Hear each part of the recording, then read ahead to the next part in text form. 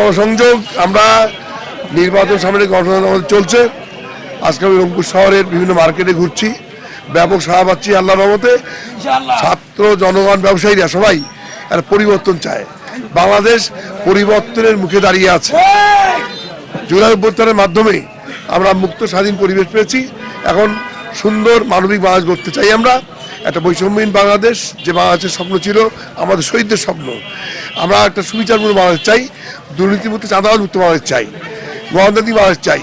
সেই লক্ষ্যে জামাত 11 দলীয় জোট করেছে।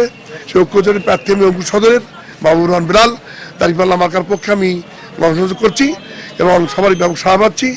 আমার বিশ্বাস সামনে 12 তারিখের নির্বাচনে রংপুর সদর 3 আসনে জামাতের প্রার্থী হিসাবে দাঁড়িপাল্লা মার্কার ব্যাপক রায় নিয়ে আমি বিজয়ী হব ইনশাআল্লাহ। আমরা বলছি আমাদের এই যে ডিপ্লোমেট আছে থেকে আমাদের এক পাশে আমার ভোট আছে।